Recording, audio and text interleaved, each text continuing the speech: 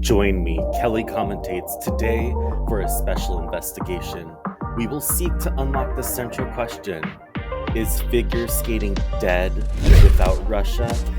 The answer? Well, it might not be as obvious as it seems. Stick with me to learn more.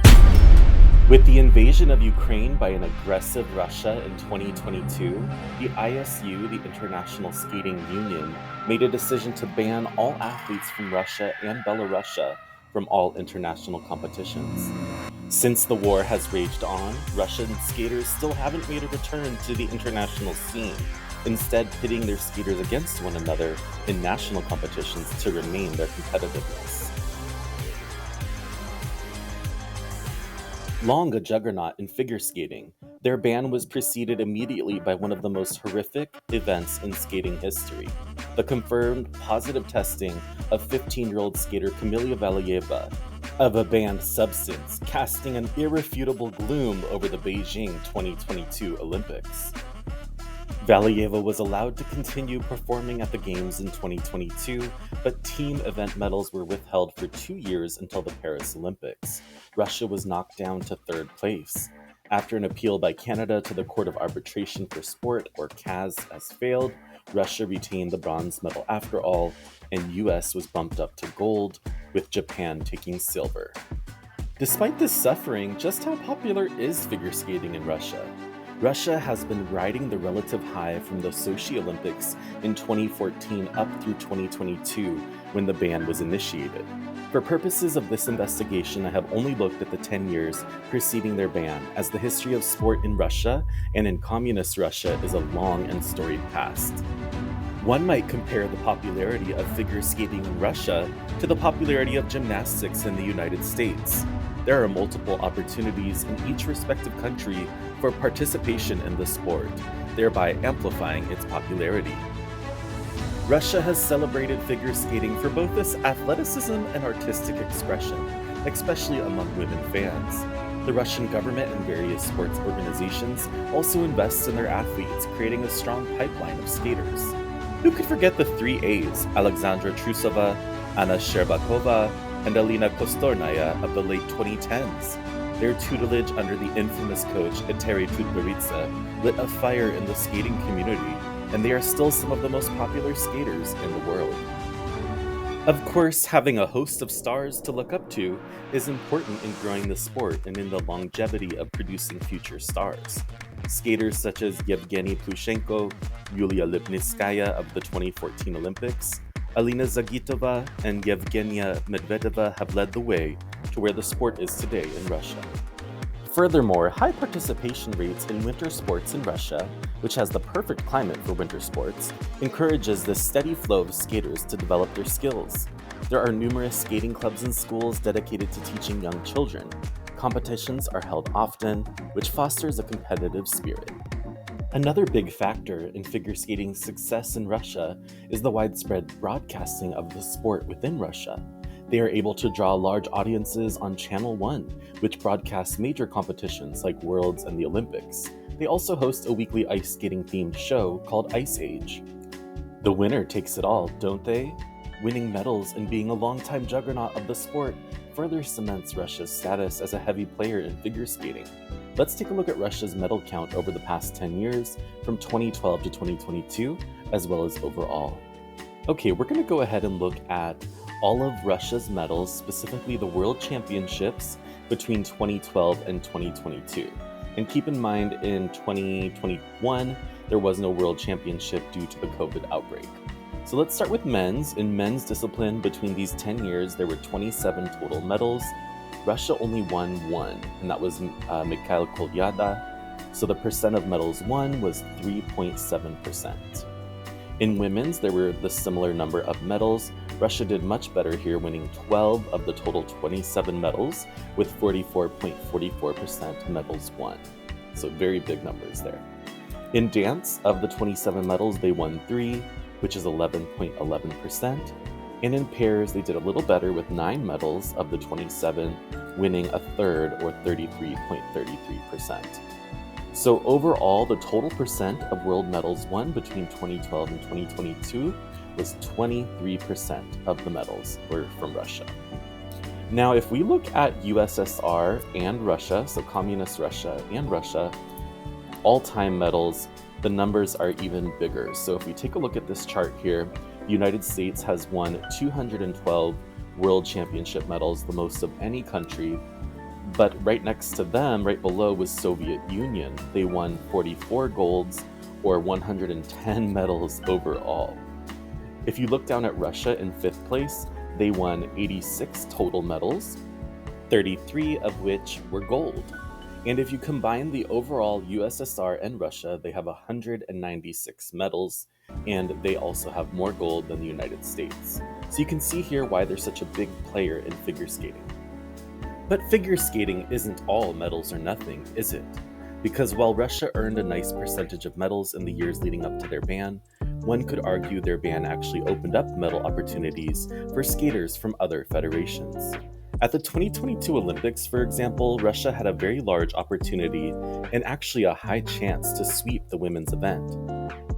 Valieva succumbed to the media scrutiny of having tested positive for a banned substance and performed poorly in the women's free skate, finishing 4th. But if she had skated normally, Russia very well would have won all the women's medals. Infamous coach Eteri Tuperitsa focused intensely on providing her students with the maximum chance to not only win, but to soak up every other medal by relying on quadruple jumps. While in the past mainly reserved for male competitors, Tuperitsa's strategy seemed to involve pushing young girls at younger and younger ages to learn quad jumps. Indeed, at the 2022 Olympics in Beijing, we saw all 3 Russian women jumping multiple quads in the free program, making them nearly unbeatable. In every year since 2022, the women's world podium has been composed of 3 different countries, illustrating a wider variety of podium chances for other federations. Whereas in 2019 and 2021, Russian women swept the world's podium completely. So you tell me, is their ban truly bad for skating? But a Russian-born skater doth not always a Russia representing skater make. There are a variety of Russian-born skaters who decided to represent other countries after the invasion of Ukraine. For example, Sofia Samalokina switched from Russia to Kazakhstan in May of 2024. Eteri's own daughter, Diana Davis, switched with her partner Smolkin to represent Georgia, of which Eteri has heritage. Nikita Volodin of Haza and Volodin made the switch to representing Germany in June of 2022. Inga Gerganidze, formerly Inga Nikitina, switched to Georgia in August of 2022. And in March of 2022, Alexei Sviatchenko joined Hungary representing Maria Pavlova in pairs. So you tell me, did we lose every Russian-born skater with the invasion of Ukraine? In fact, Diana Davis said herself that even when and if Russia comes back to the world scene, she will continue representing Georgia. So what would the return of Russia to figure skating mean? Well, they're going to have a chance with the upcoming Olympics in Milano Cortina 2026. Recently, Kirsty Coventry became the first woman and first African person to be elected as president of the IOC. When she was elected, people like Putin and the president of Belarus were congratulating her publicly. It was announced that Russia will be allowed to send one pair or individual skater for each discipline under a neutral status.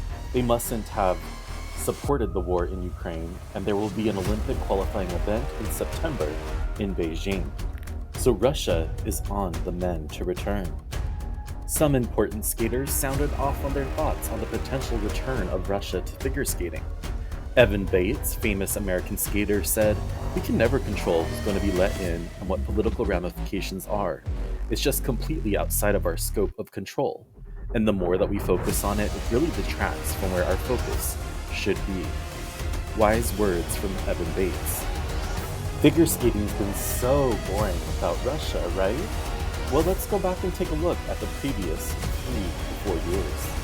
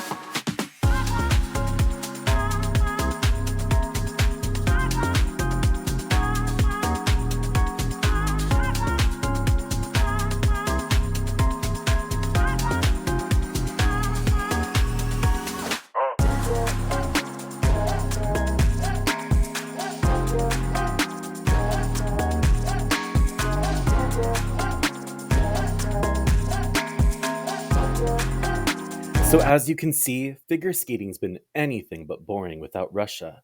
For it's not the Russians that make up figure skating, but the figure skatings and the actual sport are what make it so interesting. No matter what side of the aisle you fall on or what your opinion may be, no one can say that figure skating has suffered without Russia. However, it is yet to be seen what their return may mean for the sport. This has been a special investigation by Kelly Commentates. So, is figure skating dead without Russia? You tell me in the comments below. Over and out.